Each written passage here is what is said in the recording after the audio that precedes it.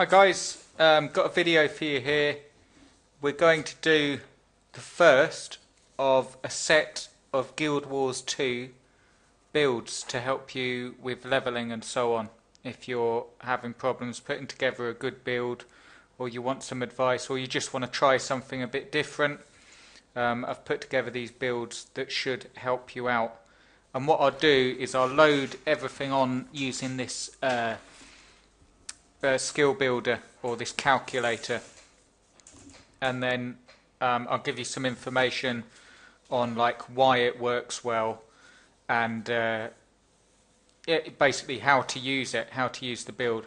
So this will end up being a level 80 build, and I know that people say, well, you know, obviously you're starting off at level 1, but I will get round to doing some builds which actually help you level step by step. But if you just sort of view this as what you're trying to aim for when you're trying to level up and so on. So the first we're going to do is on your primary weapon, we're going to pick Greatsword, and for your secondary weapon we're going to pick Longbow, and then for your underwater weapon you're going to have Spear. Okay, now what we're going to do, as I say, is I'm just going to load in the signets and so on so you can see them, and then you know, I'll give you some information about why they work so well. So what we're going to have here is Healing Signet. I'm just going to change this one here to Healing Surge. And what you want next here is Signet of Might. Number 8, you could put Signet of Fury. You don't have to follow these exactly, by the way. This is just a build that's working well for me, that you can use. You want Dalyuk Signet on 9. And over here we're going to have Signet of Rage. Okay, now I'm just going to load on the skill attributes and so on so you can see how this works. Well, some information about the actual your weapon setup and how to use it. Basically, you've got your Greatsword. It will be the main source of single target damage and short range area of effect attacks. It basically outscales nearly every other weapon in that capacity. And when you've got like more than one enemy, basically if you position them so that the 100 blades will hit both of them, you can use it well in groups, and you can use your longbow for events and multiple enemies because that's got good AoE skills as well. And remember to use your burst skill before you use arching arrow, as they combo off each other as well. So that's a bit of information about how to use it. Not so much of a rotation, just a bit of information there. So I'll load these on. You want to end up with 25 in strength, 25 in arms,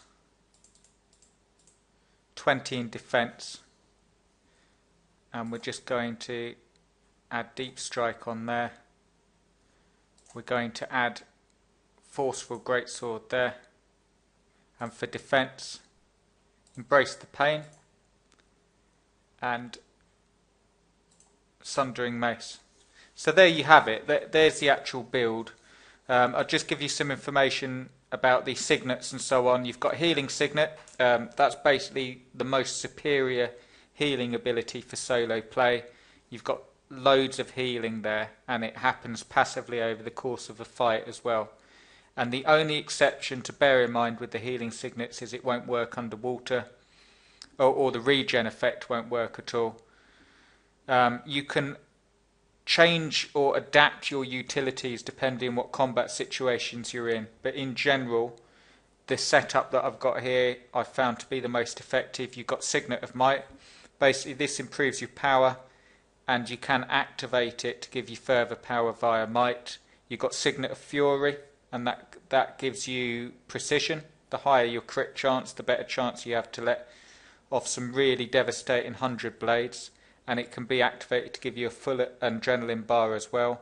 You've got Doljuk Signet, and this is basically some damage reduction.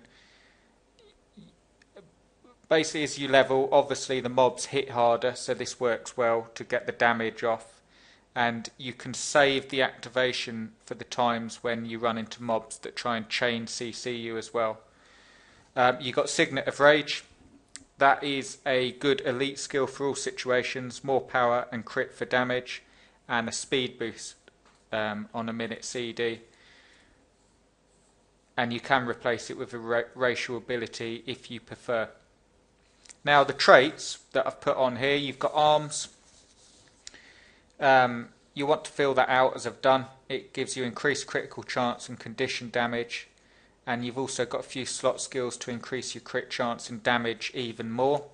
You've got your strength, strength tree, and basically that increases your power and condition duration.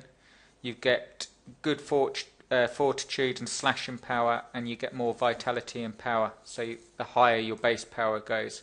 And defense is the final tree you want to fill out. Gives you some more survivability. Embrace the Pain and Last Stand are really the only good traits to choose, but the passive boost of health regen based on your adrenaline level is well worth having, and it's too good to pass up. So there you have it. That's obviously going to have to be level 80 for that build, but that's what you want to end up with the warrior. Give that a go. Let me know what you think, and I will keep the builds coming. Okay guys, cheers.